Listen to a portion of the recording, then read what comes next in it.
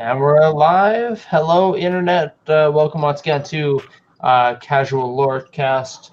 Casual Lore Chat. Excuse me. Did I do that last week? I did that last week. This is number 27. And yeah, that's. I'm Andrew, also known as the White Guar. And I'm joined today with some other members of the Dream Sleeve Facebook group. Hello. If you're not Hello. for those of you viewers, if you're not in the group on Facebook, join it. Go do that now. Pause us here. Come through. We want you. And then you can come and join us, and you can ask questions and Establish a dynamic connection with our souls. yes. You, Amen. you are the one from my dreams. If you've seen any of these before, I try to stress the fact that there are no dumb questions. This is a very casual, very surface level kind of. I mean, we get into some deeper topics, but it's really not surface level, but it can be. Yeah. I mean, it's we make you dip your toes into the deeper stuff. And the newer you are, the more you call the shots. So, So the first questions that I've got come from Silverama on the Discord. So first question is, could there be other Daedric princes that we don't know about? Ooh, good question. I had that question myself a while ago. What do we think? I mean, I don't see why there necessarily couldn't be. I mean, from a storytelling perspective, probably not. But just in terms of the lore itself, I don't see any reason why there couldn't be other Daedric princes. Especially if their whole thing was to remain hidden. I'm the Daedric prince of being hidden. I guess that's nocturnal. Yeah. But I thought it was assumed that there were a lot of other Daedric princes that just chose not to remain active. Or just stay uninvolved. So and it also depends on whether or not you count really powerful demi-princes as close enough to Daedric princes that they might as well be, or if which one? I'm sorry, which were you talking about? I spaced out. We're seeing if we're talking about whether or not there could be other Daedric princes that just don't do anything with money. There are lesser Daedric lords and demi-princes, possibly an infinite amount of them. But there are 16.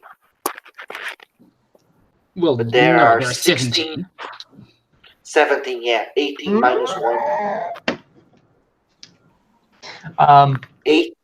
18 minus 1 Daedric princes, who are the most powerful Daedra lords. I'm waiting for your response here, Guar. but before I respond, I want to nerd out about the beer I've got today. Oh yeah, drink. Always important. Drinking with Andrew. Oh yes. No, this is tonight on Drinking with Andrew. This is another. So I am drinking tonight Overhang. It's a bourbon barrel aged imperial porter by Two Beers Brewing Company, out of my hometown, Spokane, Washington. That's where I'm at right now, looking out the door back there. That's Spokane out there. So this is from the Pacific Northwest. It's a little more bitter than I would have expected from an imperial porter. It's got a little more of a tartness to it, which I actually really enjoy. So anyway, I am not convinced that there are any more princes, because princes are Etata who fit a specific role, right? Yeah, I agree with you. The Etata. So confused. This is something that I've talked about in the Discord before. I see the Etata, they are the emotions, the raw emotional data of the dreamer, right? And I see them more as fundamental concepts. Possibly. I mean, I think there's a lot you can there's a lot that you can kind of take from this this idea at its bare bones. But I see them as emotion, and this is an idea that's been corroborated by Michael Kirkbride and other devs in the past. That the Atata are emotion, and because of there's only so much range of motion of emotion you can have. I mean, yeah, there's all kinds of different complex, maybe you're happy with a twinge of guilt or something. I mean, that's an emotion you can have. Embarrassment colored in anger with maybe a hint of sadness. You can. There's a spectrum here somewhere, some kind of axis. Yeah. That that emotion lives in, but you can't have the emotion of glass. That doesn't make sense. That's not an emotion that exists. Okay. Right. So there is some limit to our emotional states. Like, would we agree on that? There's some. Yeah.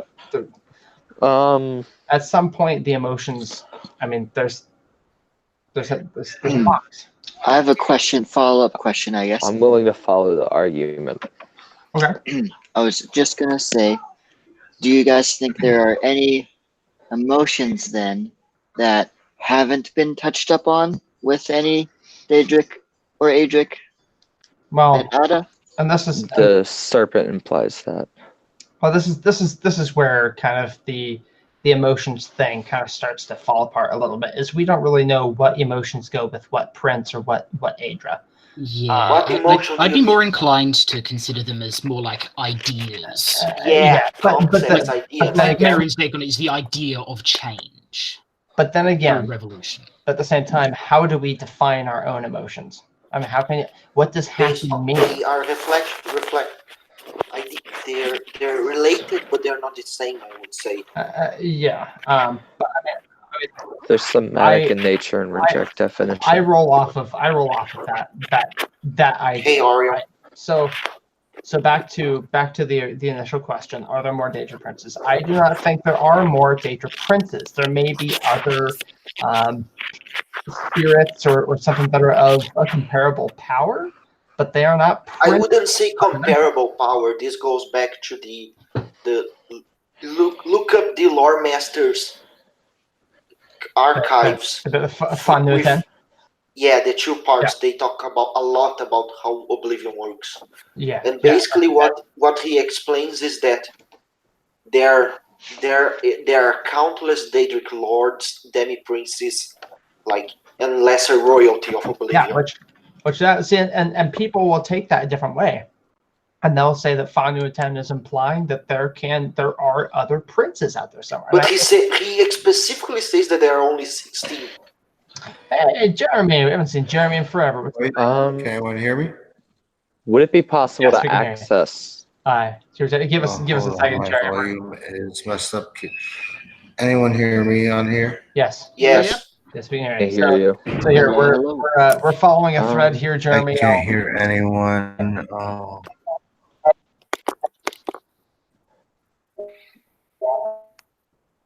May I ask a question related to the Daedric Let me, princes? Let me finish this thought I've got. Because Okay. my argument is mostly an How about argument now? of category. Yes, Can you hear me? yes, we can hear you, Jeremy.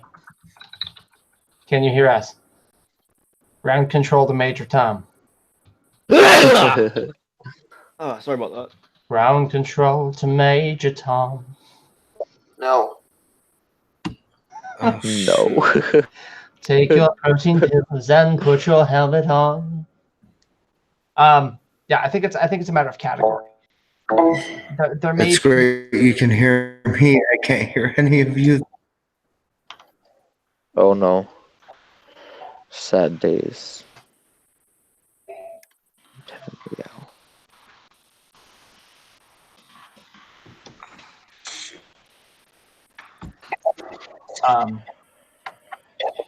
Okay, can you hear me Yes. now? I don't have my Yes, we can headset. hear I hear you all. Jeremy. Jeremy.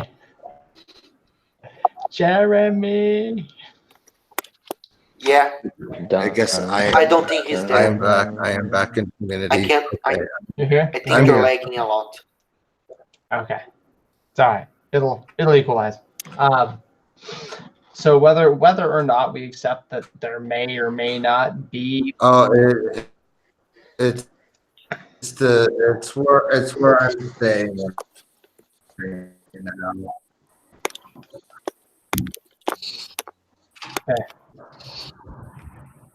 Because it seems to be where I have the best reception. I'm looking up a thread here.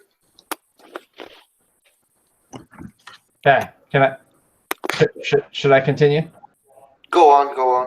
Go Yes, ahead. Okay. please. So whether or not we agree that there may be other entities out there that are similar to the princes, maybe a smidge less powerful, or whatever the case is, none of them are princes because they're not defined as princes, right? They are not one of the 16. That is it. And yes, I am very adamant about there being 16. Mostly because I am not convinced, and it's going to take an awful lot to convince me that Sheogorath and Jiggalag are separate entities. They are and are not. they are one No, dude. they're not. They're the same entity. Exactly. Yeah. Mirror brothers. If you've seen Split, the movie with James McAvoy, and he's got the 12 different personalities. Well, he's technically 12 different people, but he's one dude. Same thing. Same thing. Yeah, but the symbolism. Do they manifest the hurling same? Yeah, I mean, because this is supported in a couple places. One of them being the Truth in Sequence in the Clockwork City, where Sotha talks about how he hasn't referenced Jiggalag by name, but it's obvious who he's talking about. He says he says Jig, or the Prince of Order. Yeah. The Prince of Order. He understood his own nature and he went mad in the knowing. He may have started as Jiggalag. He may have started as Sheogorath. We're not really clear. Something. Doesn't matter because time. Yeah. But the fact remains that they are one entity and you cannot separate them. And you know, the Lore Masters Archive interview with Haskell, that implies that the Grey March is not the end. That implies that Haskell did the same thing. Yeah, it's a cycle. Ending the Grey March is just part of the Grey March. You're just continuing the cycle. You can't break free from it. Even if we go with the idea that the champion of Cyrodiil became Sheogorath, that Sheogorath will eventually become Jiggalag again. Yeah, I mean, I'm of the mind personally that the Hero of Kvatch, or Champion of Cyrodiil, joined with the Oversoul, the Ardensoul Oversoul, which is, I mean, if you read there's a whole thing in Shivering Isles about Ardensoul. The idea is that Lady Nerevar wrote an essay about that already. Yeah. So Ardensoul is the overall person. Jesus Christ. What is this sound? I don't know. Ardensoul is the overall person, and Sheogorath and Jiggalag are two portions of that person. The same way you have the Godhead and then Anu and Padme. Same relationship. So that's what that is. And so the Champion of Cyrodiil, Hero of Kvatch, whatever you want to call him, he became a part of that Oversoul. He was absorbed into that. He may have sat the throne of the Mad King for a while. You know, he may have ruled over the Shivering Isles for an indeterminate amount of time, but he was largely keeping the seat warm for when Jiggalag came back and resumed his position. And then the Champion of Cyrodiil maybe became something similar to Haskell, because that's what happened to Haskell. We know that because he tells us. I mean, he says his memory is hazy on the subject, but it seems pretty like not a far leap to make this connection. This kind of happened.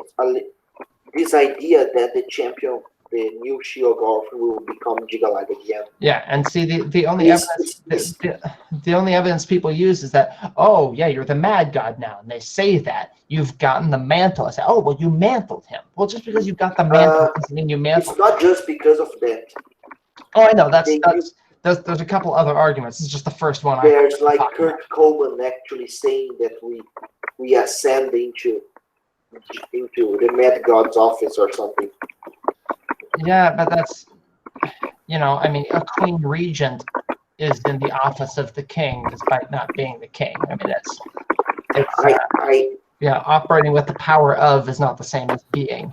I know that there's 4 specific lines that point to the idea of you becoming Sheogorath. I'm going to look them up. I remember I had it pinned in a Discord server. Yeah, well, and then there's the bit about how Sheogorath like quotes things from Oblivion, and it's like, okay, well, I mean, that's not really proof of anything,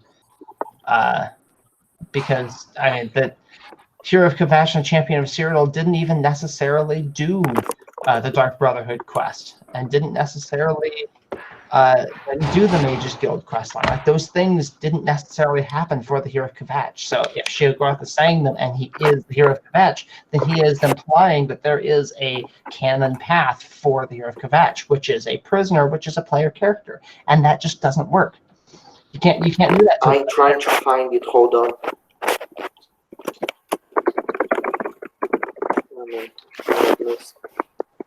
Here we go. It's 4 different lines. It's if you all can hear me. Yes, we can hear you, Jeremy. Yeah. I'm pretty sure Andrew is right here about this. Yeah, Jesus, I got shit going off all over the place. Yeah, so Silence said, in an effort not to interrupt here, is heavily implied, stressing heavily by the Shivering Isles DLC that the Grey March experience then was different to the others. That the pieces that are Sheogorath were stripped from the Atata that is Jiggalag or Arden Soul or whatever, and tied to a new soul. So either I'm seriously misunderstanding what's going on, or the whole Haskell thing only happens is apparently unsuccessful Grey Marches. Which is, I mean, something that people have said before.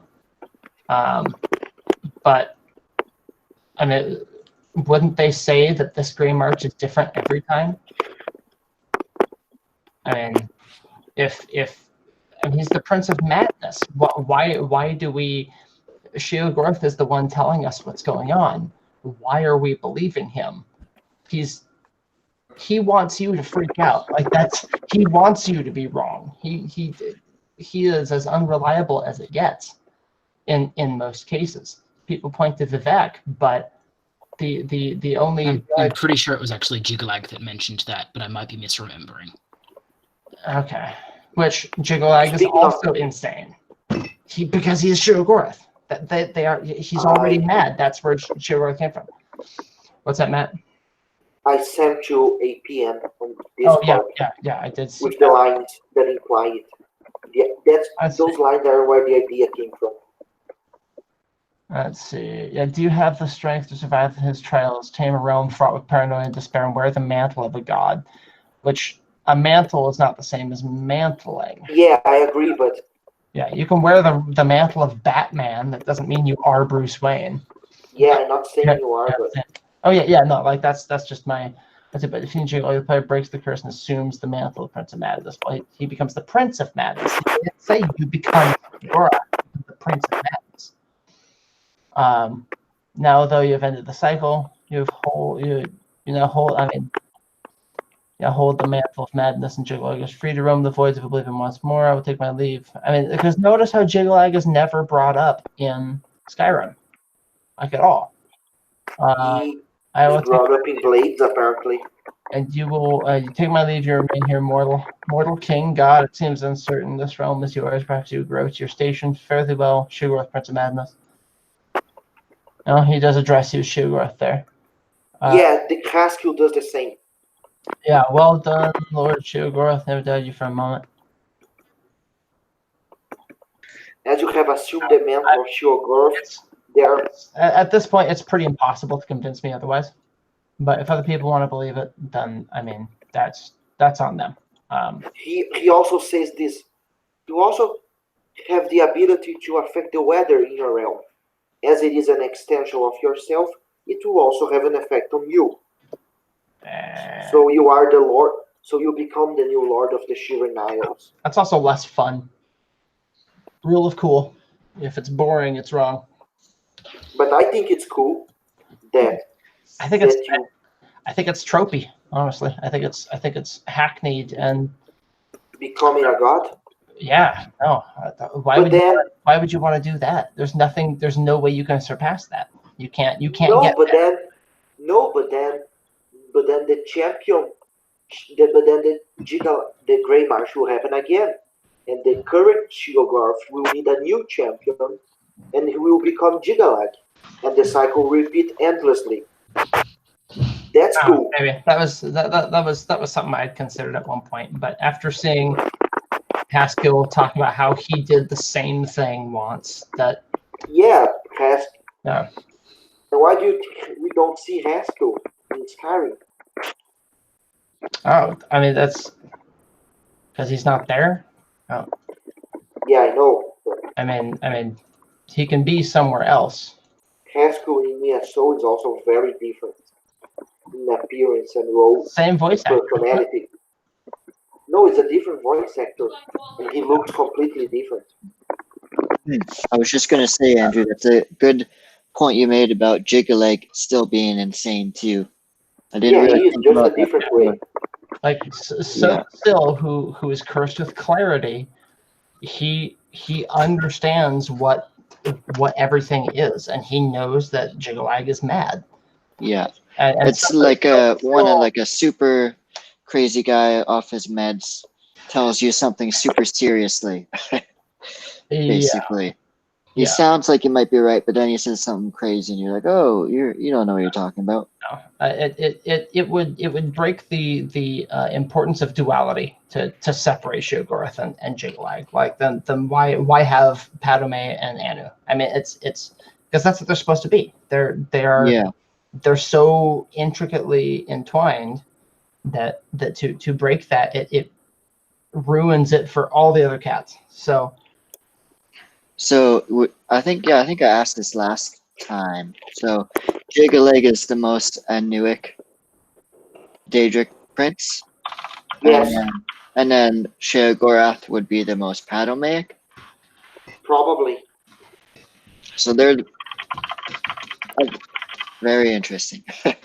The, so the Seal outright says that Gigalag is a Nuik, and Shiogorth is supposed to be the city-shaped hole. So Right. they're complete opposites, but also the same because mirrors. well, I will agree that the champion Cyrodiil is in there somewhere. I don't think he is the Mad God and stays the Mad God. I think that the mantling is reverse, if anything. It's not that the champion of Shiogorth Yeah, he was absorbed. Yeah, And that would explain the Scottish voice. yeah, because that He's would had a explain Scottish why voice. He's had a Scottish voice since the Shivering Isles. Breton voice. Before Shivering Isles, he even had a different voice because they didn't have Yeah. Wisconsin doing it. The Right. voice actor who voices Shiogorth in Morrowind is the same guy who voices Haskell. Yeah, which Yeah, That's kind of cool. he's there's got a very actually the plain theory voice. that the guy who answers you in Morrowind is Haskell because he's like completely calm and reasonable and elegant. He doesn't Yeah. sound like modern Shiogorth at all. Which I mean, that sounds like trying to take circumstances of game development and turn them out into lore, which is I mean, they do that. And Do anyone ever get knocked out by giants in Skyrim and not sent flying to the stratosphere? which I think is a bug of the physics system. It has nothing to It's do with. actually a bug, but it's actually mentioned twice in the lore. Which That's I something think it would just be a nod to it, the same way that Mike There's talked a about the loss of levitation and how mysticism disappeared. no, but there's like a book in on ESO that talks about giants, like where they came from, what they do. And one thing they mention is that they're so strong that they can battle about a boss bear over a mountain. Yeah. But I mean, they also tried to explain away the loss of levitation as with a law, and it really didn't. That's just It's clearly not true.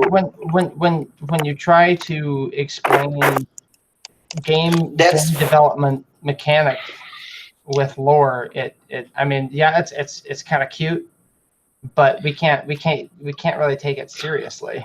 Yeah, with the levitation law, it can clearly be disproven because with something that happens in the Greg Keyes novels. Yeah. Oh yeah. Yeah.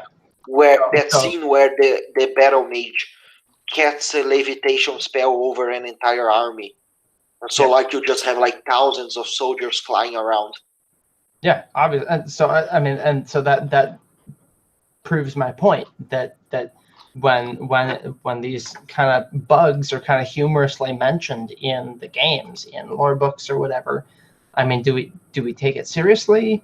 Counterpoint. Because I mean game mechanics are not lore. You don't have to deconstruct a piece of armor to learn its enchantment. When in Morrowind, you can do it a different way. It's not that there's. I completely agree with you there. But if they put it in the book, it might be. No. But the giants batting you into space is a game mechanic. It's a bug. It's just like the spiked waters in Redguard. It's a bug that got referenced. Yeah. I'll agree with that. I don't think that makes it an actual part of the world. Yeah, but it's cool. The idea that giants can just bat people kilometers away. I'm not arguing with that. It's just I wouldn't consider that, a normal ability of a giant. If we were suddenly transported to Tamriel and it was real life, then I don't think it would happen that way, because things like that don't happen that way. I mean, you know what I'm trying to say. Yeah, but Tamriel isn't the real world. Exactly. If it were a real world, it wouldn't happen that way. The only reason it acts that way is because it's a video game and it is not a real world. So, but physics are different in Tamriel. When I think to an extent. When I think of the lore, it is what parts of this world can be considered real in that world. It's all as real as your imagination.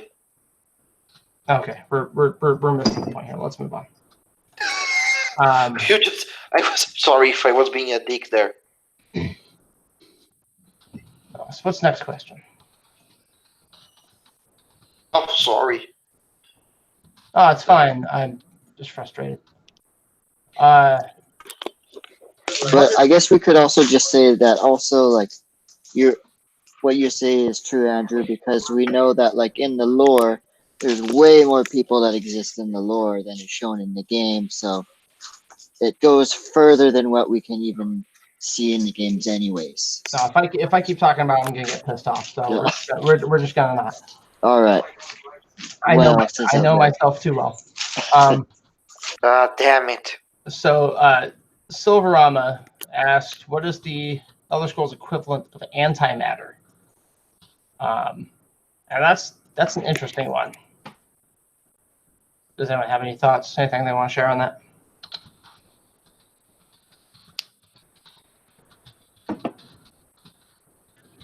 I know fuck all about what antimatter is, so I can't answer that. As I mean, if what I understand is, and this goes to like the Large Hadron Collider in was it Switzerland, Sweden? I mean, I guess it crosses over into a couple different countries. It's at CERN, whatever CERN stands for, and so they discovered that the Higgs boson particle, or I don't think it's a particle. I don't know. The God particle or whatever. Yeah. Okay. at the when you collide two particles. Okay, so antimatter is kind of something a bit different. Is it? But then you clearly know more about it than me. Go ahead. So what you were talking about, the Higgs boson, that's part of the standard model of particle physics. It's a real thing that gives things mass. Antimatter, on the other hand, it's still a real thing, but it's the opposite of regular matter. So, for instance, where an electron has a negative charge, its equivalent, a positron has a positive charge, and when they interact with each other, they annihilate themselves, just producing a lot of energy. So apparently, due to fluctuations in various physical fields throughout the universe, matter and antimatter just spontaneously blink into existence, collide, and then disappear again. Except for some reason, more matter was produced than antimatter. So that's why we have a universe, apparently. I'm probably wrong. But antimatter is basically matter, just with slightly different properties. You could think of it as sort of similar to things like chirality in chemistry, where certain molecules are oriented in a particular direction, and thus their properties can change depending on that. Yeah. So you said the annihilation stuff, that is or isn't accurate. This is the best description I can give based on what I personally know of it. I know that matter and antimatter, when they interact with each other, will annihilate and just become energy.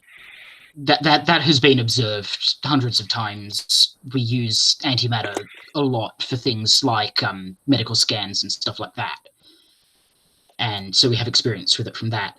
But I'm not quite sure of the best way to describe like why the whole universe hasn't just collided with one made of antimatter and disappeared.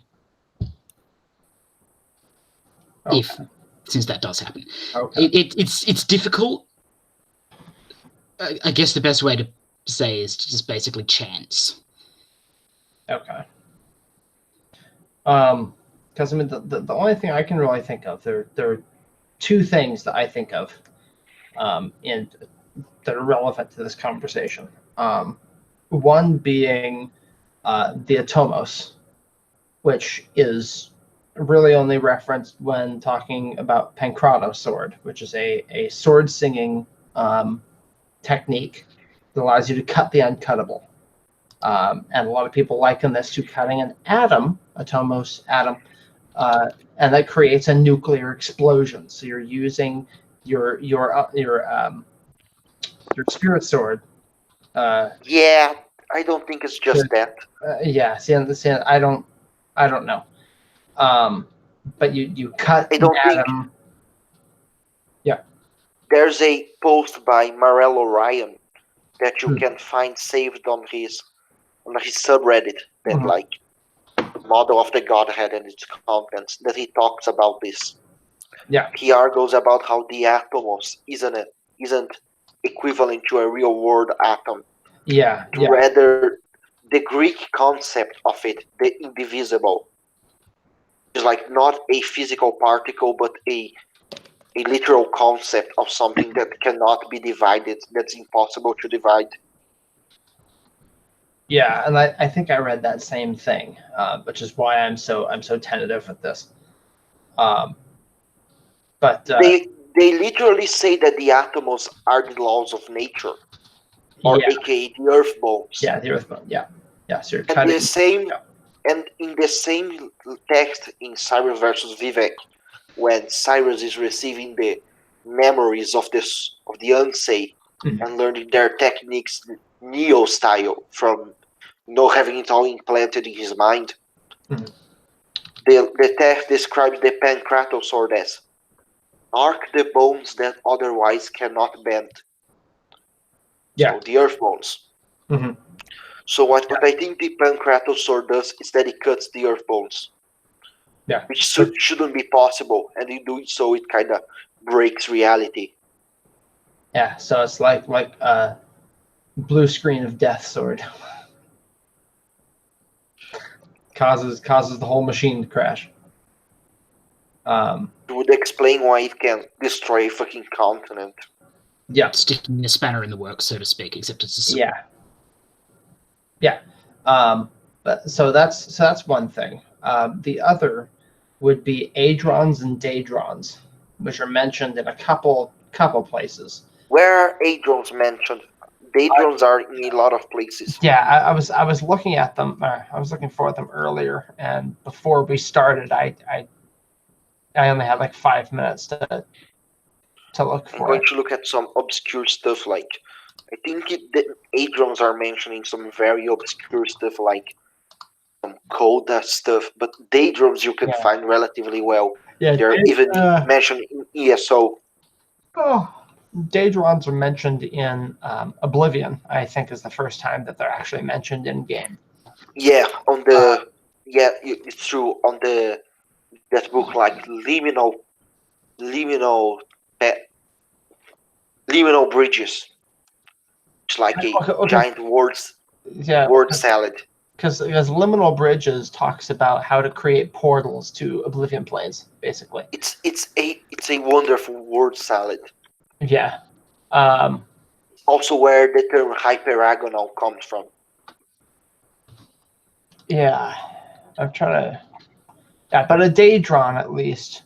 I mean, the explanation I've seen is that hadrons could be positively charged particles, and daedrons are negatively charged. And so this is back when Bethesda was really toying with like science magic.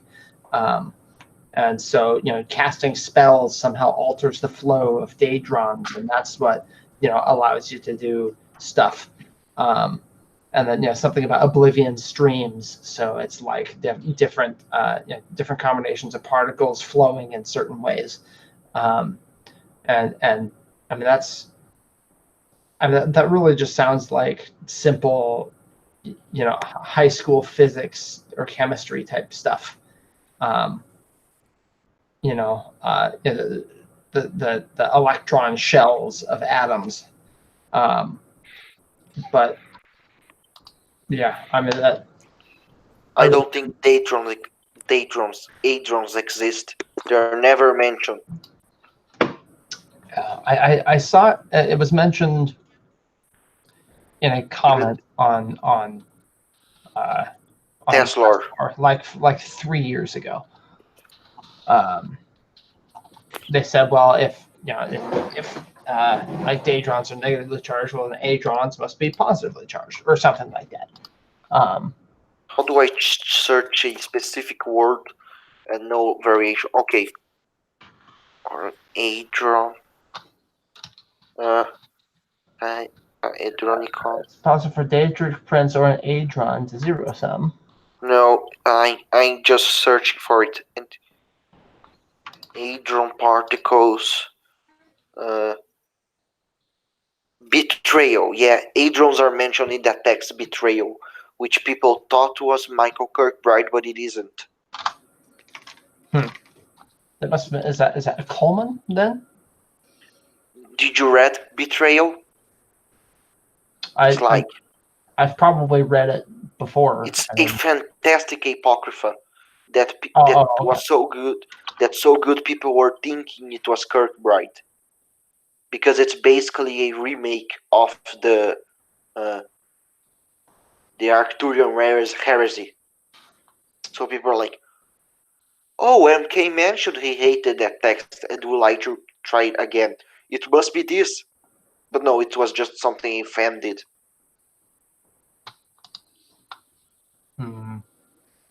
It's really good, though. You guys should read it. Oh, here we go. Is it on the Bethsoft forums? Is that where it was posted? It's on the Bethsoft forums and on Tesla. This already kind of looks like. It looks like on Boetia Summoning Day. Well, it almost looks. I mean, it could have been Franzen. It could have been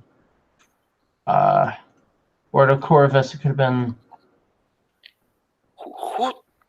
It reminds me of the zero deal section of the PGE2, which I think Kirkbride didn't write. I think that Temple Zero stuff. Well, I've got that tab open, so I'll read it when I'm not. Yeah, it's very long. Stuff, yeah. I was just doing a little bit of research on the Dwemer because, of course, they're the ones who their god is reason and logic. That's what Vivek says in the Battle of Red Mountain. And yeah, but they would probably be the most likely to figure out things like that. I'm talking about the antimatter. And I was thinking that my understanding isn't antimatter just what we can't see well, that's an easy way of saying it, but isn't it mostly just like it's there but we can't see it because of our human limitations, but it's there keeping the universe that's more dark matter, which is again a bit different. Sorry, I thought it was the same thing. But would tonal architecture have to do with manipulating antimatter or dark matter if it were our universe? Or neither? Well, I guess tonal architecture, you're manipulating sound. Which that has to do with the idea that all of reality is keyed to sound. Sound is how everything, if you were to speak a certain frequency, this bottle would appear in my hand, or not appear. Suddenly it's gone because you deleted I just remembered. Yeah. There are other made-up particle terms. Yeah, like what? Chronocules, kaleidocules, and terrestones. Can you put them in chat? Yeah. Because I know there's things like impossipoints, and possipoints, the opposite. Terrestones, chronocules. That's one I've seen. Chronocules are particles of time, and terrestones would be particles of space. Okay, that makes sense. And kaleidocules are apparently leaking creation. Huh. That's kind of cool. Of course, Kirkbride invented them. Yeah, I don't know. That's all I've got on that subject, which isn't a lot. I heard on a thread on Lig that Mundus is fifth dimensional. What would be? No, who the hell said that? Where? I'm sorry, it was that on. I've heard on a thread that on Lig that Mundus is fifth dimensional. What would be the respective directions? So first being these are deep questions. Second being east, west, or past and future. Third being the Adric planets. Fourth being the Kalpas. Fifth being adjacent places. That was Silver Armor's guess. I have no idea. Because we think the number of Mundus definitely is a construct with many dimensions, not just the three. Yeah. But I think that the exact number is kind of like up in the air, and I think it doesn't matter. Because direction doesn't, or dimension doesn't necessarily mean direction. It kind of literally does. Well, a dimension is an axis of movement. But a first dimensional object is a line. That's literally all it is. Well, no, I'm pretty sure that's a second dimensional object. A first dimensional object's a point. Well, because a second dimensional object has x and y. First dimension is just x. So x, y, and then z is depth, and then fourth is time. That's duration. Fifth would be alternate. Yeah. So alternate timelines, basically. It makes sense because Mundus is that makes sense. Yeah. So there's like parallel timelines. there's a video I watch occasionally because when you get into like string theory and different dimensions and stuff, like it gets weird and it's hard for me to wrap my head around it sometimes. But this is video I watch. I'll link it in chat here. Is it that imagining the 10th dimension? Yeah, that's it. It's kind of pseudoscience, but it's cool. That's always how I've thought of it. It's a cool idea, but Yeah. it's cool for the purposes of fiction, but I wouldn't take it as legit real world science because it's very speculation based. Yeah. But Yeah. Elder Scrolls does use string theory. That's like a fact. Just look at like how tonal magic works. Yeah. But And this is, not only that, but some text Michael Kirkbride wrote mention like super strings. Yeah. And brains. yeah, because Kirkbride's a huge fan of magic science, basically. Quantum mechanics. Yeah. He was the guy who came up with using quantum mechanics to explain the gods. Yeah. That was during the development of Morrowind. Mm-hmm. Yeah, that was mentioned in that Polygon Polygon article.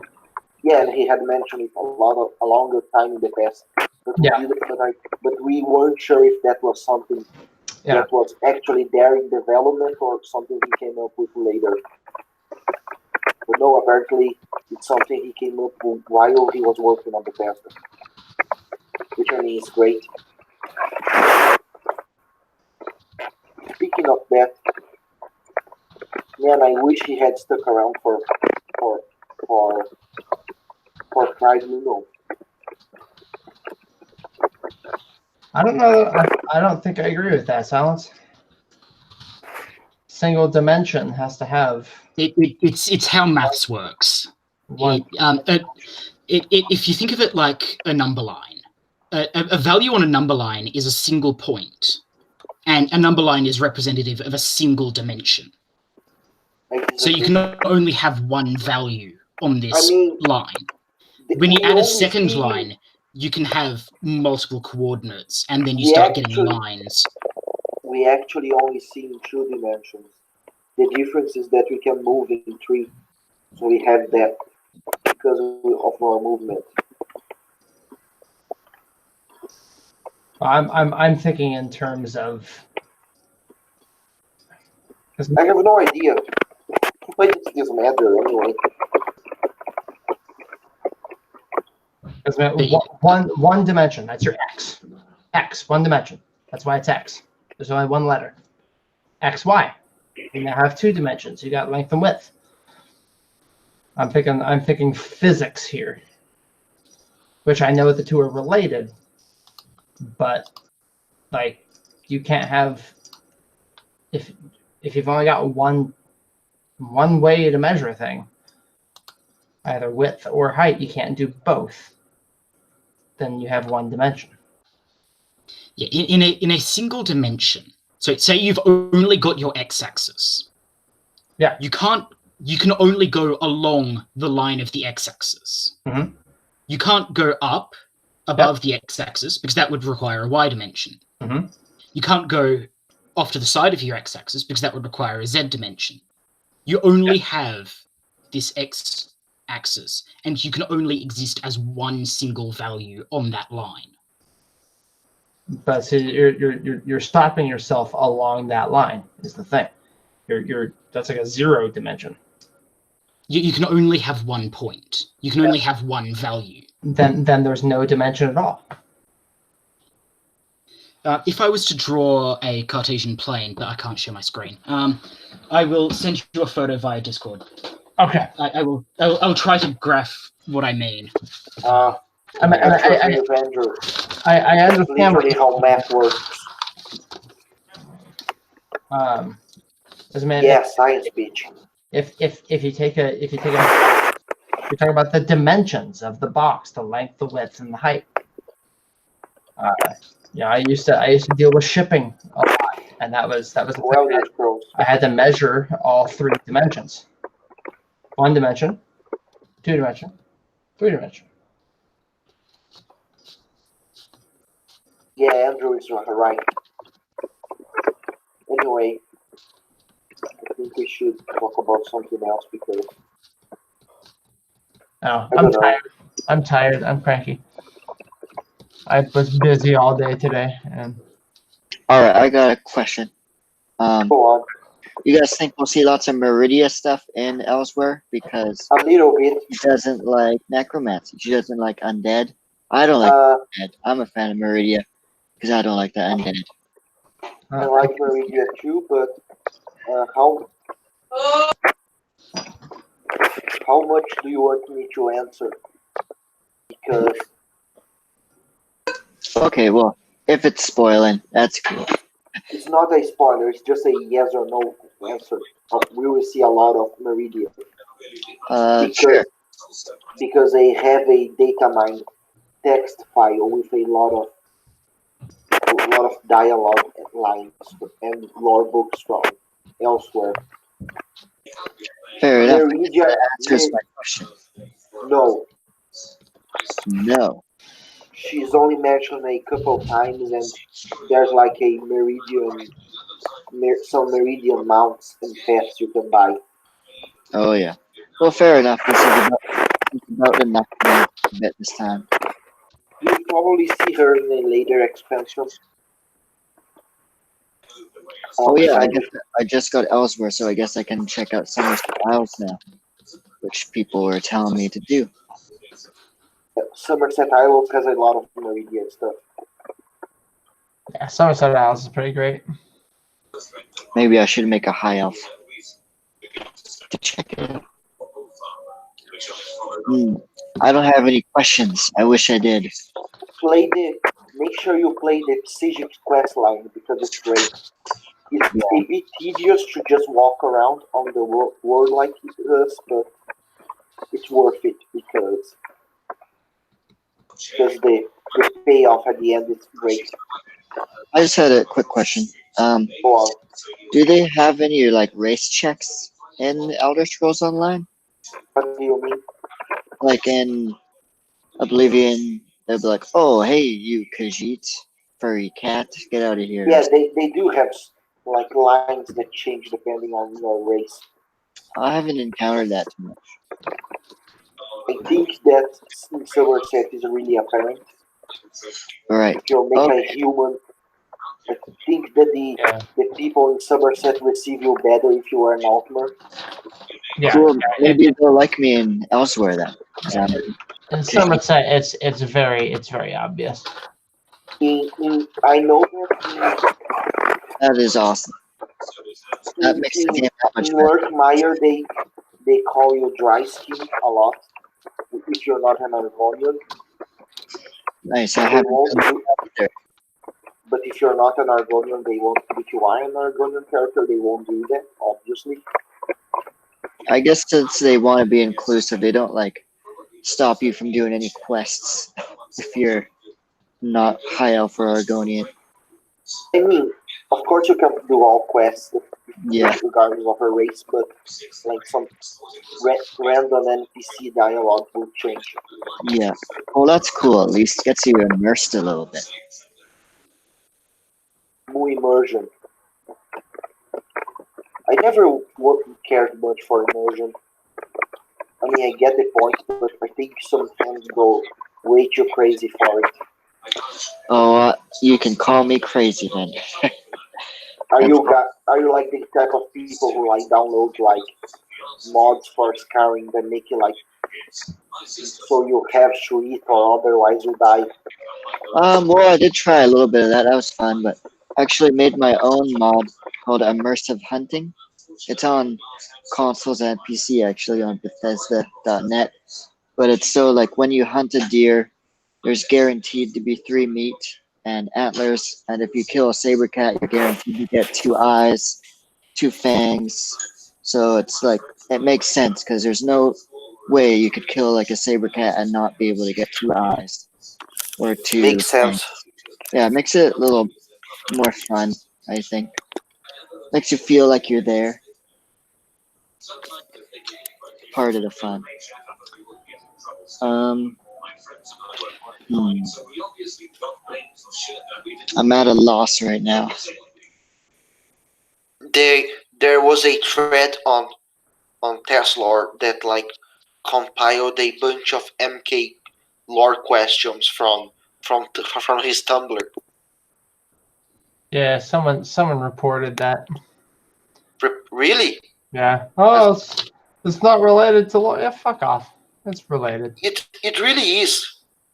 MK is always related. I love There's MK. a comment from MK there that made me go crazy. Nah. Basically, the person asked about Elder Scrolls Morrowind Tribunal, the Tribunal expansion. The question goes, I've seen you mention somewhere that you wish you could have given Almalexia and Sotasil the same attention you gave Vivek. And I always thought what happened to them a damn shame. What would you have done with them if it had been up to you? Are you guys listening to me? Yeah, I'm interested.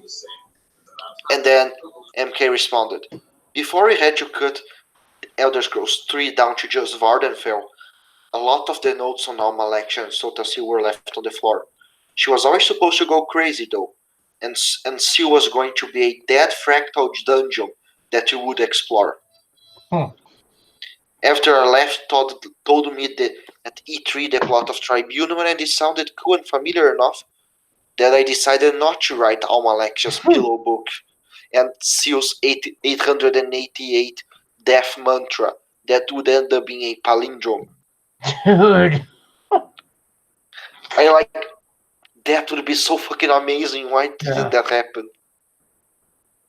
I guess if Vivek was my fascination with transhumanity, then Almalexia was my fear of evil mothers, and Sotasil my statement on hell. Interesting. I just wish we could have seen those two books. That sounds amazing, both of them. Well, maybe someone around here should write an 88-word death mantra that's also a palindrome. Good luck trying to do that. Dude, palindromes are hard. I'm still too much of a noob for any of that, but I will gladly read it. Write Almalexia's pillow book. That should be easier.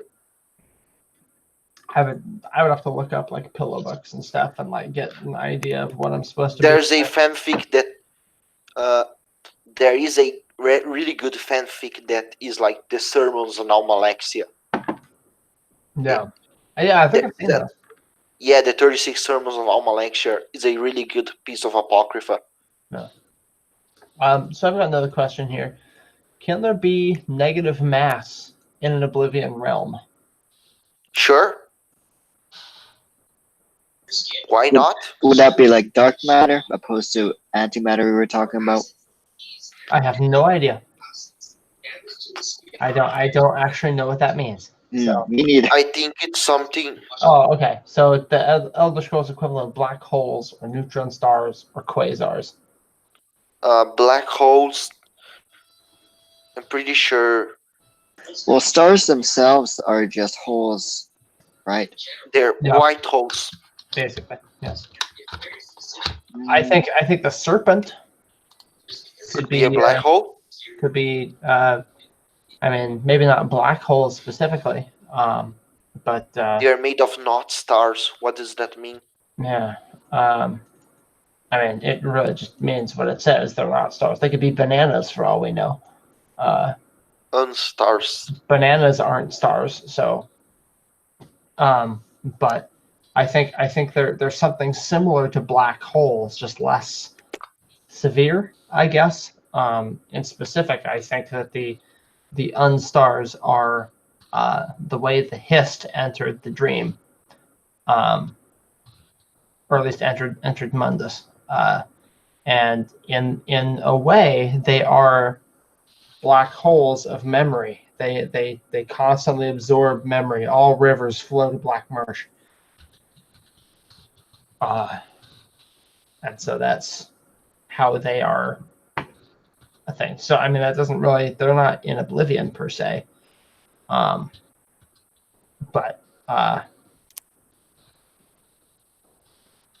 Oh, that's what I got.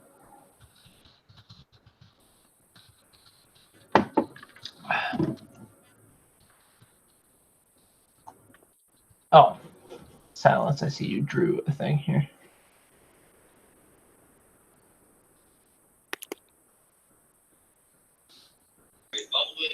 Remember last time we were talking about flying whales and whale cocaine that comes out of the whale spouts? Yep.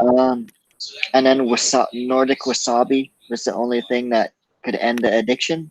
Mm-hmm. Yes. So we touched on flying whales, and we kind of got into how a bit of it was left out. So it's kind of ambiguous right now in the lore. But is Nordic wasabi still a thing? Yes. There's nothing that contradicts it, in my opinion. Is there any of it like in Skyrim? No, sadly. There's maybe a mod that adds it. And That's because the wasabi lore came after Skyrim. Actually, Here, I'm gonna say what Silence is saying about negative mass here. So black holes are the closest equivalent we have to a singularity. It is a point of infinite mass. Neutron stars are incredibly dense leftovers of stars that weren't massive enough to become black holes, but the electrons and protons and atoms were squished close enough together that they fused to create neutrons. Negative mass can't really exist because that would be a vacuum that was somehow emptier than empty. So I guess no. But that sounds like you can't logically have a negative unless there was some way. Bless the person who made this mod. Just posted a link. Yeah, this mod was nice one. Lore friendly wasabi. as the foodstuff known as wasabi, traditional combat drug of the 500 companions, guaranteed to have you biting every shield from here to Old Admora in no time. Craftable, buyable, not responsible for any side effects experience. Fortifies block, heavy armor, one-handed and two-handed stamina, and one other effect. Awesome. That's a solid mod. If I cared to play Skyrim ever again, I would download that.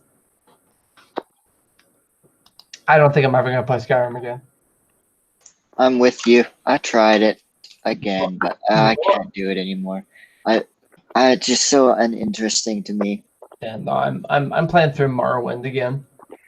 Me as well. Well, I never actually played that much of it to begin with, so I'm actually playing it as if it's a new game. It's kind of cool. I'm doing an Atronach Enchanter run, so all the spells I know that I use often, I just imbue them into rings and amulets and stuff, and I carry those around. And I need a fire spell. Well, I'm gonna put on this ring and do that. I'm not using my magicka that doesn't come back on its own.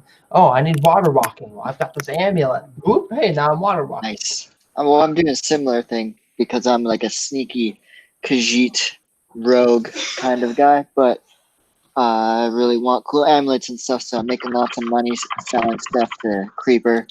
And then right now I'm hunting Azura's Star so I can make cool things.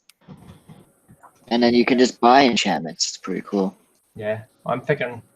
I just hit like level 10, I think. So here before too long, I think like right around level 20 is where you start to really take off.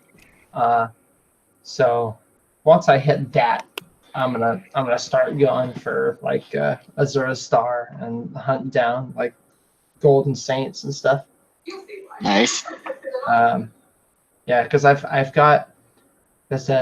I go to there's one merchant in Tel Brenora who has a resupplying stock of soul gems, and so I go to her every now and again and I buy more soul gems. And I have a ring of scamps that I enchanted for like 25 seconds. It'll summon a scamp to fight for me. I've also got a ring of corpses that summons a greater bone walker. And I've found that's actually really handy because the greater bone walker, they damage strength. So if I'm fighting some really difficult enemy. Summon a Bone Walker, have the Bone Walker sap their strength. Now they're having a harder time killing me because their strength has been damaged so much. A couple of times I've damaged their strength so much that they can't move. They're stuck in place. And that's usually pretty funny. Bone walkers scare me. Yeah. Now the lesser Bone Walkers are scarier than the greater ones, honestly. I mean, like in terms of like aesthetics. The greater ones, it's that damage strength is just gnarly. Plus, since I'm an Atronach, like I don't get the full effect of going to a shrine and everything because I just absorb it.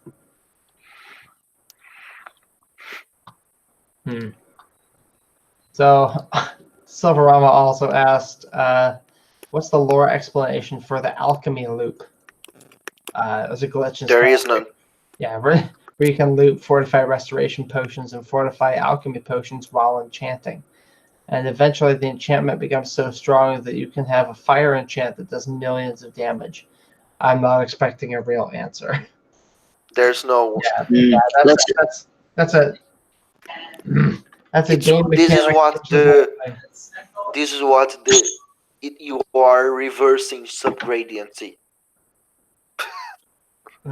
Let's just say you get so knowledgeable that Hermaeus Mora blesses you with the knowledge to make OP equipment.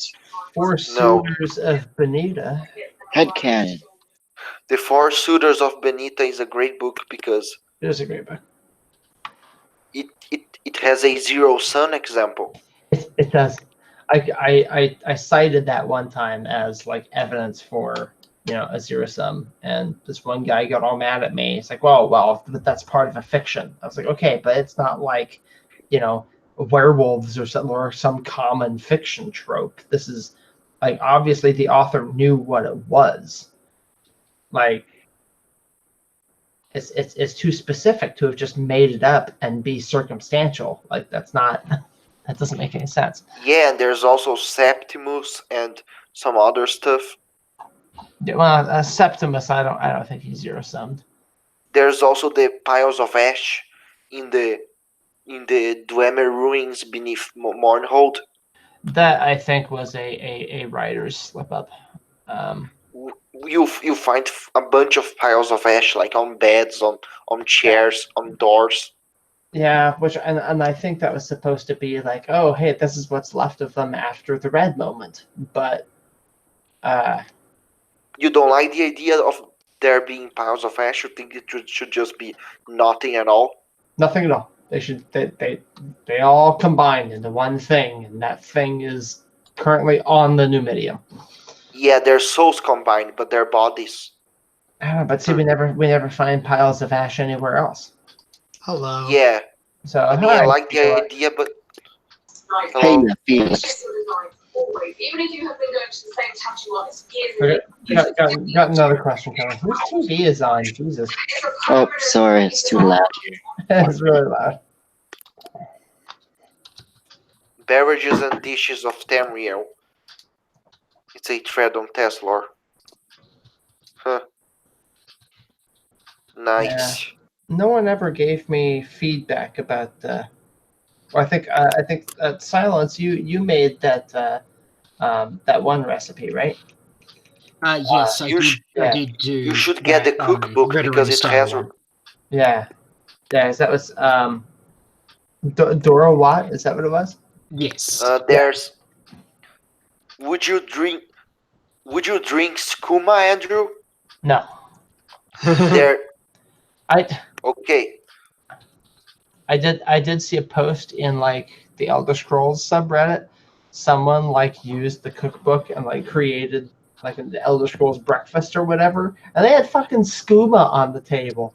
And but read the skooma. Read the lore for skooma in the cookbook, because that cookbook has lore. Is it stupid? Yeah, I just linked it. It's not real skooma. Yeah, because I saw that and I was like, yeah, I love crystal meth with my waffles. It's like the equivalent of like you making like a grape juice for children, that's strong enough to simulate wine, but not really. Yeah, okay, it's illegal in Morrowind because it's fucking grape juice. Yeah. Okay. No, look at that.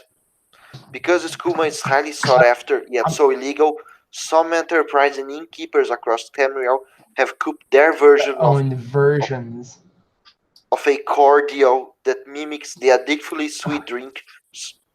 So it's not a real skooma. Stupid. That's stupid. It's- I'm just. It's Hey, like I've got a glass full of heroin. non-alcoholic It's fake skooma. heroin. Yeah, it's fucking beer. Non-alcoholic. That's One stupid. cup of sugar. Okay. So here's the kind of thing, and I do have some authority to speak on this, both in terms of experimentation with drugs, as well as being in several places like around the world where drugs are sort of more casually available in certain extents. So basically, like for example, the people of the Andes, some of which are my ancestors, there's the coca leaf, right? Traditionally a very sacred herb, and it's still used. You can go to Peru, Bolivia, and like parts of Ecuador and Colombia and get coca leaf tea. And it's not the same as cocaine because cocaine is a refined product. Now, coca will still give you a good kick, which is why there's also, like, I think a Bolivian green coca leaf liqueur called agua something. It might even just be agua verde. And, you can drink that as a liquor, but it doesn't mean you're going to be like, fuck yeah, boys, just gotta get shit done all the time. Like, it's not the same thing when a product is refined. I'm so in different disappointed. ways. I'm so disappointed that your camera wasn't on for that. Well, sorry, but it's late Yeah. and I'm tired and I look So, like shit. I know you're. So like just saying that something has the same ingredient in it, well, yeah, okay, but that doesn't necessarily automatically make it a drug, especially when you have to factor in that, like, cooking and baking is basically another form of chemistry. So you change the chemical makeup of the thing that you're ingesting or plan to ingest, right? Which It's is why like some moon people sugar. take drugs in certain ways, and drugs are only effective under certain instances. Another example of this would be what's it called there? Salvia. The hallucinogenic sage. If you just dry it up, sprinkle it up, you can put it on your pizza and you're gonna be fucking fine. But if you smoke that, especially if you smoke it with a green flame, you are going to feel like you're on a roller coaster for 5 minutes and the world is passing you by with all these bright colors, and you feel like just nauseous because you feel like you're moving so fast, but you're just sitting there tripping balls for 5 minutes. Yeah. So it's how one does something or treats something or consumes a substance drastically changes the results and the basic meaning of what that drug is and can do, because it's very situationally based. Much like how Khajiit used moon sugar in its base form to connect with the gods, and skooma is a highly refined version which changes it completely. Yeah. So Silver Armor had another question. After talking about the Cloud Rest, the trial in Somerset, he says, I found this, and it's a tooltip about Zamaja, the boss in that trial, who is a sea sloth. And Zamaja is a dungeon boss in Cloud Rest who is a female, in quotes, who specializes in shadow magic. And so he asks, is the shadow magic used by Zamaja the same as used by Azra Nightwielder? Yes, but not as powerful. Yeah, I mean, because my knee jerk is to say no, based solely on the fact that you can kill Zamaja. Yeah, but shadow magic is about moving through shadows. I mean, teleportation is an example of shadow magic. It's about tapping into the fifth dimension and basically that's tapping a into high your level alternate version of it. Yeah. That's a high level. So like if oh well, where's another reality where you don't get killed? Well, Yeah, but that's what happens. Yeah, but that would be an extremely high level application of it. It's not like everyone can do that. Sure, fair enough. Yeah, because I mean, when we talk about shadow magic, everyone always wants to think of, oh well, darkness and things, and see I think that's taking it too literally. I don't think anyone thinks that. If anything, Elder ESO portrays it as movement. There's a whole class in ESO that uses shadow magic. Yeah, It's like the Nightblade. Yeah, it's like teleportation, invisibility, and moving through stuff. It's about movement, including and movement through other realities. I don't know if that's the same thing. There's a few books on shadows in ESO that talk about it. How shadows are connected through. Unless there's a different type of shadow magic, which has to do. You know how Nocturnal's realm is connected to all realms of Oblivion? Yeah. That's because her realm is made of shadows. Just like shadows in Nirn are gateways to other realities. Yeah, I'm thinking more about the Jungian shadow, the shadow self. So you're thinking about like the shadow of rubber pseudopsychology. Yeah. That's a part of the animus. It's effectively the phrenology of psychology, but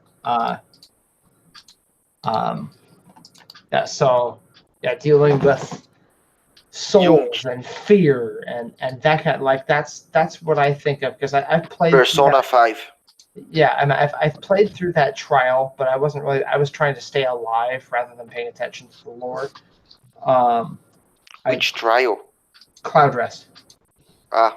And so I really didn't pay attention to what magic was being used because I can't stop to appreciate it. My only knowledge of Carl Jung comes from playing Persona and these casts. Yeah, I mean, Jung's a pretty big deal when it comes to, really, really early psychological, understanding. He and Sigmund Freud, and I mean that they were off on a lot of stuff, but I mean, Evangelion uses a lot of it too.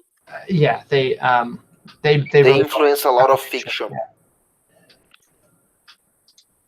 Yeah, their stuff isn't correct, but it's popular and cool enough that it gets used a lot in stories. Yeah. I mean, a lot of it is kind of the smart people's version of astrology.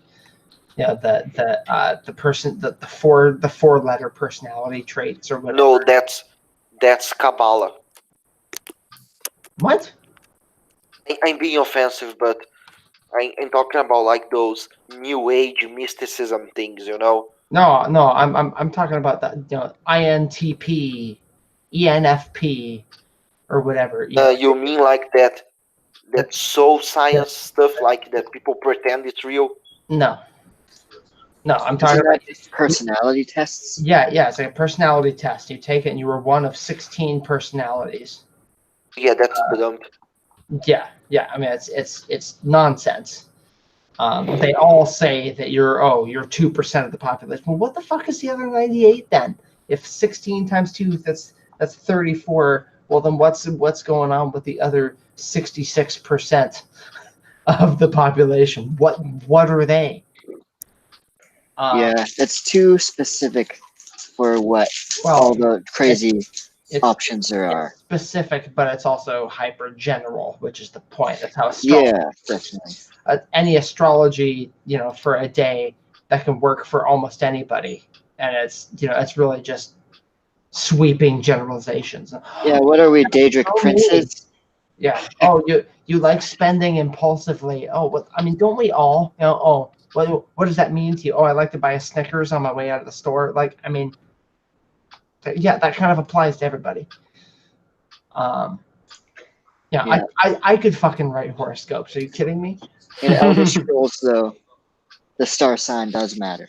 So Yes, it does. Well, in that sense, I wonder in, how- in Elder Scrolls, yes, because it's a different world. You know, you can't Well, exactly yeah. draw Gods are- complete parallel. you know, gods Elder and Scrolls magic.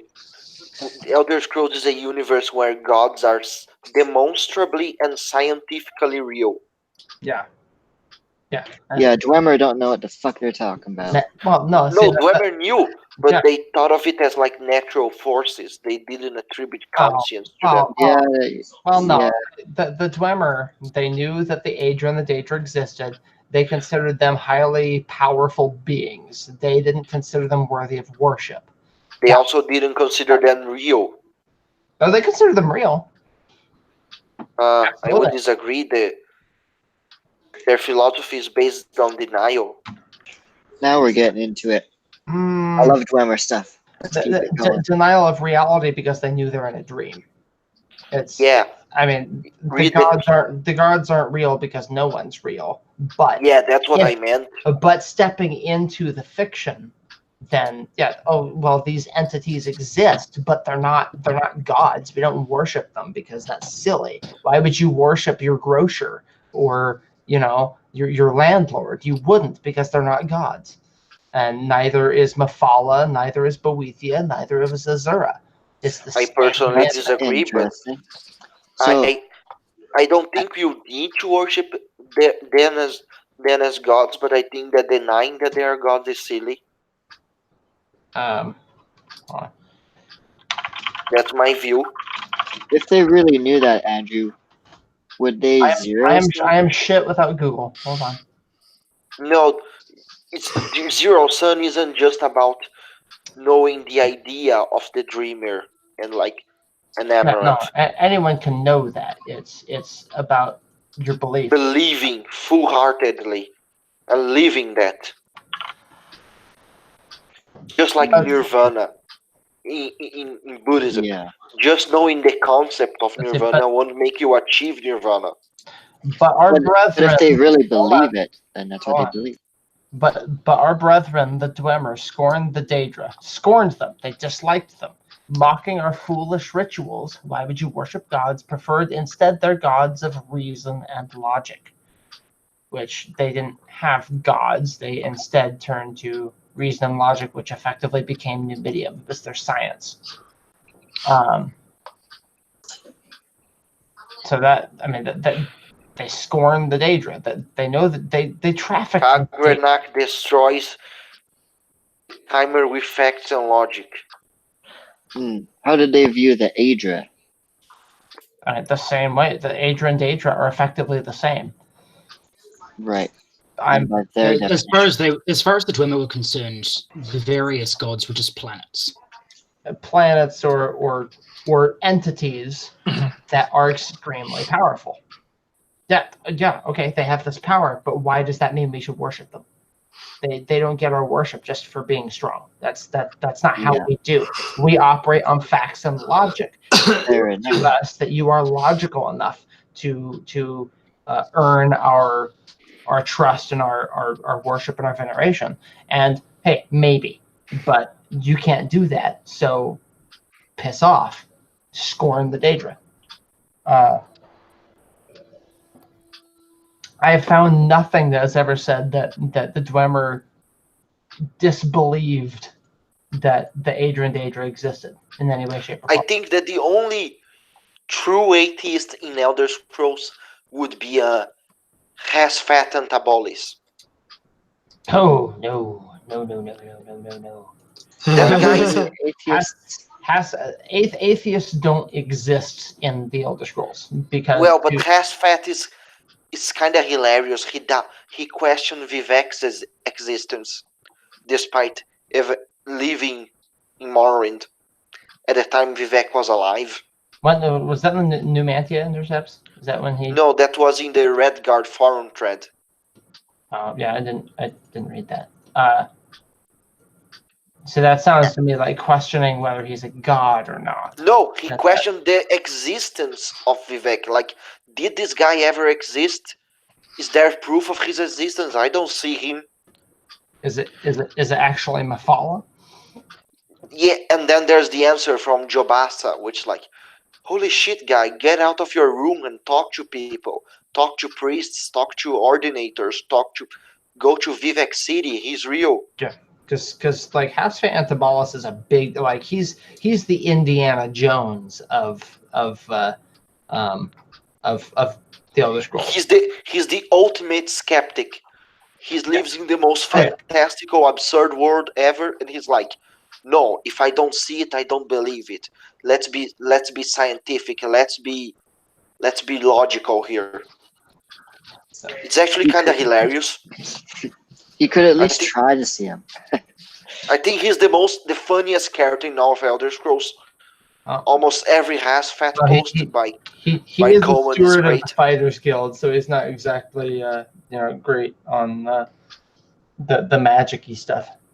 No, it's not just that. Like, if you look, there's a lot of threads where like the character MK or someone else is playing like talking about myth echoes and metaphysics and then Has-Fat comes along and goes, oh, okay, but this is all pseudo philosophical nonsense with no historical backing. Where's the archaeological evidence that any of this ever happened? Yeah. And considering the world in which he lives, I think that's just meant to be deliberately funny.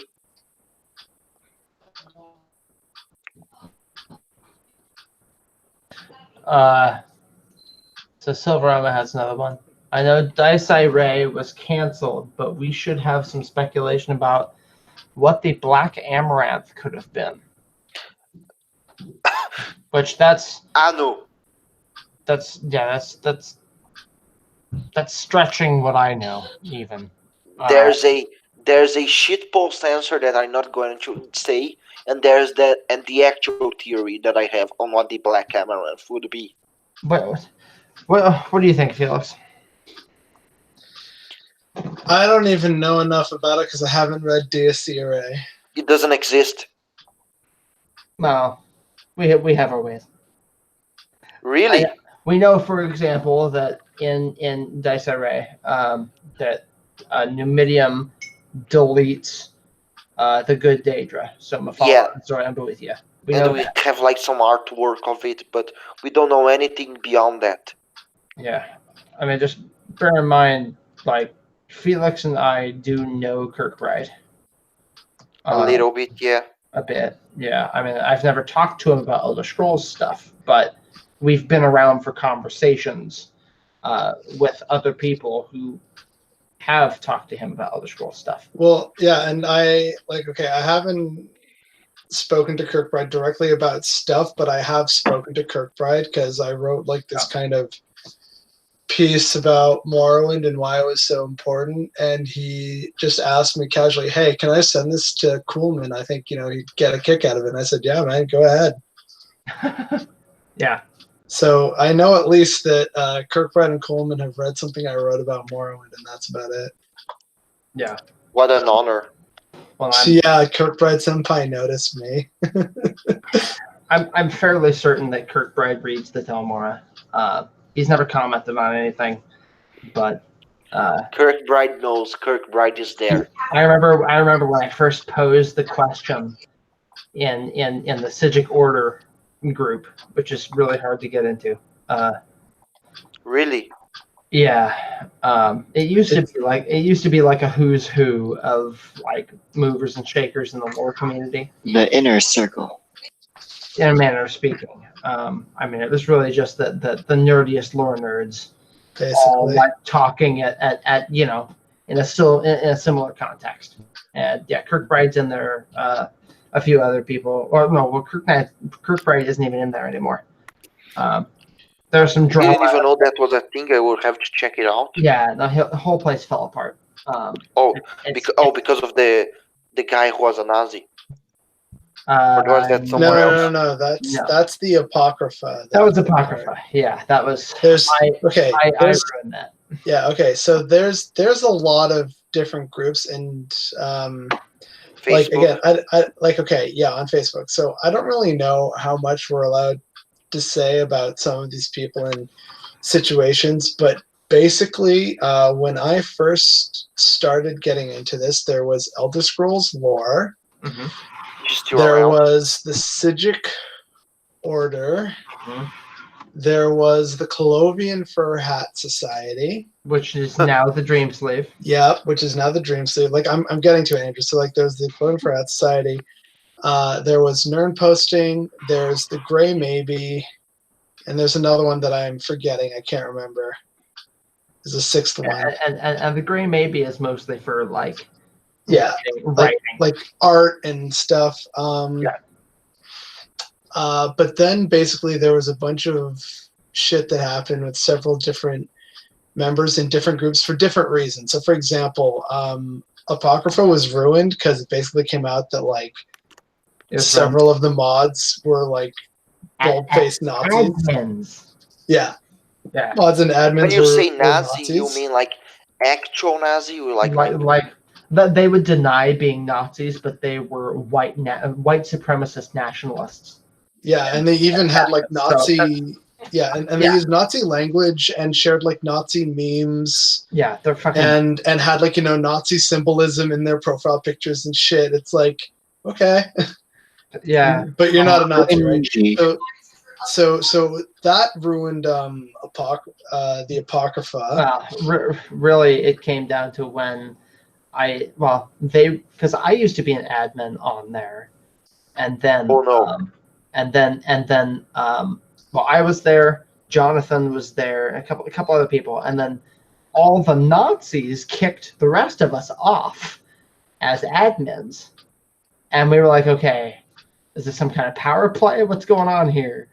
And we realized all the leftover administrators were like far right fascist white supremacists, and we were like, okay, yeah, no, this needs to change. And so that was when we built the Dream Slave, and we said, well, we took the Colovian Fur Hat Society and turned it into the Dream Slave. And I made this big post saying, oh, hey, these guys are Nazis, come over here to be Nazi free. And that's basically how the Dream Slave got its start. Yep. Kind of like the United Nations. Yeah, one of the admins flipped out and he started sharing Nazi memes in the group. Oof. And yeah, and then after a couple hours he deleted the group. And so I like to say I burned that group to the ground. Because that's what I had a similar experience on a forum. Yeah. Actually, that I used to frequent. Yeah. But it's not related to Elder Scrolls. I can talk about it if you're interested in Discord or PM later. Sure. Well, and then the Sigic Order kind of fell apart. There was some drama with there was a post in Tesslore. This is before I was a mod. There was something about how, okay, can we even consider Red Guards to be human? And Kirkbride was pissed because he said this is a dog whistling post. That's what this is. This is opening the door for conversations about. Again, Andrew, I would just caution that, like, I'm not sure how much we're allowed to say about this in terms of specifics. I'm being tactful here. All right. And so Kirkbride was very angry about that. And I'm searching if this thread still exists. No, it's pretty much gone. Like the Sigic Order is a borderline dead group now, which is he's the thread on Reddit. Oh, I thought it was like Tesla. Oh yeah. The thread itself was on Tesla, and so Kirkbride was angry about that, and he talked about it in this group. And so for some reason, this became like a divisive thing. Some people were saying, well, the original poster is saying from the perspective of the Elder Scrolls, because men are considered wandering Elnafe, and the Red Guards came from Yokuda. They were not wandering Elnafe. Are they considered men? Are they men in that way? Is this the thread? It's like it has like 134 upvotes and 78 comments. I have no idea. So what are Red Guards? as a real life Redguard myself, I find myself fascinated by these Real guys. life Redguard. No, no one can be a real life Redguard. Jesus fucking I think Christ. he's just saying he's like. I think he's just saying he has a little more melanin on his skin. Yeah, that could be the one. And so if we're going by the theory that the constants of nerd each represent another timeline / period in time / Kalpa / Amaranth, or however you want to interpret the details, and the Red Guards escape the end of their own world by saying 2 hours, then what are they exactly? Did the concept of man and mer even exist back then? Can they be categorized as in such a way? I feel like this one was a little more explicit. Like, can Red Guards be considered men? Like I think it was a bit different. Yeah, so Yeah, that sounds like it's following the similar thread, but it's not being quite so. Yeah, this one I don't have a problem with. It's not a overtly troll thread. Yeah, but anyway, that's just a valid discussion. Yeah, and so the conversation in the group got heated, and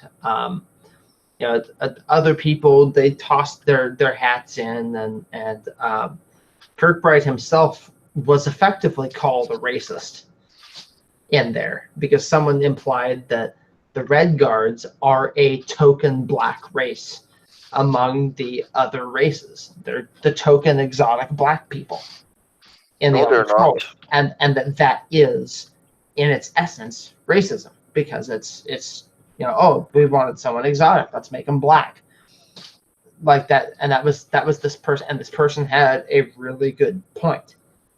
And so he implied that Kirkbride was in part responsible for this. And so Kirkbride got mad, and he left the group, and a bunch of other people left the group because they were mad. And now there's like 20 people left in that group. Well, let me check real quick. Yeah. How many? I mean, maybe it's in the 30s. I don't know. No, I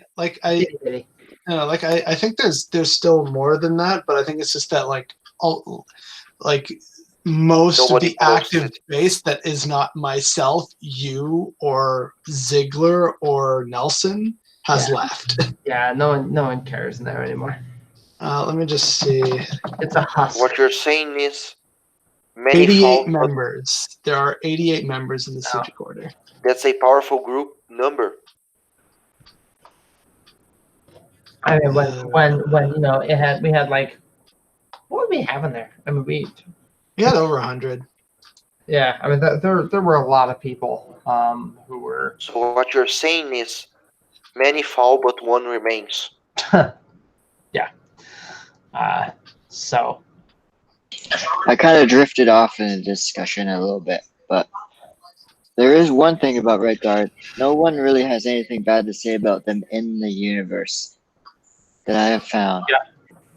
Everyone's like. In fact, you remember that that Dark Brotherhood quest in Oblivion, where you got to go into the mansion and like systematically kill like the 5 other house guests. You remember that? And you can you can manipulate them to get them to kill each other. Yeah. Well, there's one lady in there who talks that there's a Red Guard dude who's in the house, and she talks about how he's so sexy and he's so exotic or whatever. Yeah. I was like, they go overboard. Yeah. I'm pretty sure that there's. I distinctly remember some Red Guard stuff about some like Imperial characters being racist towards Red Guard culture or something. I don't know. I actually can't think of an example that I've seen. I mean, unless it's like crowns and forebears type stuff. Yeah. I mean, it makes like sense. That Bethesda wouldn't want to be racist. Which of the two are more? I'm sorry. Which is which again? Which of the two are more Yoku related? The crowns are, I think, the traditionalists, and the forebears are the Empire. Yeah. Yeah. So it was a text from a crown. Criticizing the forebearers, or like rejecting their own culture, and Yeah. going with the Imperials who saw them as barbarians and ignorant, and eventually accepting their own gods and stuff. Yeah. So we know that we do know that cultural colonialism did happen. Yeah. Just like it happened in Skyrim in the Fourth Era. Yeah, I know, and I feel like Bethesda has tried to be kind of aware of what they're doing with like Redguard issues in the universe. I mean, there's some things that you got to propel the narrative, you got to make the history a thing, but like the most of the racism in game has been Altmer talking to anyone not Altmer, or Dark Elves talking to anyone not a Dark Elf, or honestly, there's racism from everyone. It seems. Yeah, and it's so, true. and so yeah, Imperials are super racist towards the other races of men. Like I'm just looking through the list of races. Like they always kind of make fun of Bosmer for being little. Nords cannibals. Nords are kind of super racist too, But especially then other towards the elves. people call Nords clumsy snowmen, and The only race that I don't think is mongrels. You know, the only race that I don't think is racist are the Khajiit. yeah, the Khajiit love. Exactly. Khajiit are like peaceful. They like everyone. They're like hippies. but they do say little snide remarks like in Morrowind, be like, "This one has no claws. This one is sick," kind of thing. Which I think is funny. I think they're just a joke. Yeah, just joking. I don't think that the Argonians are particularly racist either, but they They're don't definitely seem, misunderstood. they're definitely not as friendly as the Khajiit. The Khajiit like everyone. They're the best Argonians race. more or less like to be left alone. Yeah. The Argonians, it's not that they don't like other races, it's just that they prefer to be left alone. While the Khajiit are like very open and friendly. I just did the Ruins of Mazatan for the first time. That was a lot of fun. Nice. Got to see the Argonian slavery of themselves and the big slaver boss. That was so cool. I often joke that Elder Scrolls is fantasy racism simulator. It basically is, but lots of other stuff too. It makes it more real though. Like I said, immersion. It makes it so much I more like fun. it. I like that the races are morally ambiguous. Gets you sucked into it.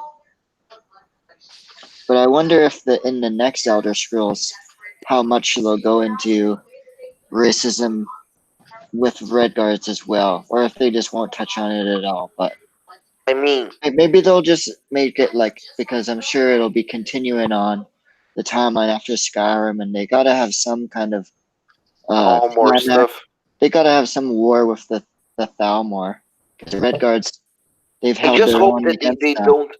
Honestly, I don't like let's make everything a parallel to the real world. I don't like the Thalmor as Nazis and humans are like as Jews or whatever. Please make it your own story. Don't just copy ours. I know. But all fantasy is informed to some degree by real life in some way. Yeah, but the Thalmor, as they're handled in Skyrim, are like literally Nazis. With their black robes and racial supremacy and just egos and all blonde. Yeah. And tall. Like, come on, man! It's just too obvious. Yeah, they didn't really have any redeemable Altmer except for that one. I do like how I'm a fan of the. I think ESO does a great job with Altmer because they're definitely not as like cartoonishly evil and absurd. I think it's a fairer portrayal of them. Yeah. Blades as well, actually. To I've his got credit. a Soldier Somerset now that I've got collector edition. Also, I think like for what it is, Blades does a good job with the Talmor. The Talmor character that you talk to, she's actually a reasonable person to an extent. She's friendly and she's like understanding. All she wants is to find the Blade's fugitive because that's her job. And when she's done with that, she'll go. What are you looking at, Andrew? You may be asleep. Hi, Andrew. Alright, sorry. I was watching George Carlin. It's fine. Oh yeah, that link you shared on my wall. Okay. Yeah, it's George Carlin talking about Wayne LaPierre. I'm tired. You guys want to continue? But Yeah, how long has this been keep up? I think I'm just gonna leave now. Yeah, I think this is a good. It's 1:30 in the morning where I am. Yeah. It's about 10:30. I should finish my beer and then go read. How long has this chat been going for? About 2 hours. About 2 hours. Yeah, so it should finish. Yeah. That's a good time, I think. I think the next one I'll wait for. I'll skip a week, and then we'll do. Okay, that's great. Next time. I think we're burning ourselves out here going weekly. So. Yeah, and I missed out on the last 2 weeks. Yeah, maybe if we get a sudden influx of more members or whatever who really want to participate, then maybe we'll go back to weekly. But I'm thinking moving forward will be bi-weekly sounds great. Bi-weekly. Yeah. It'll give us some time to think of questions and topics. Ah. I'm tired of shit. Okay, well, so long, internet. Bye-bye. Bye. Bye. Adios.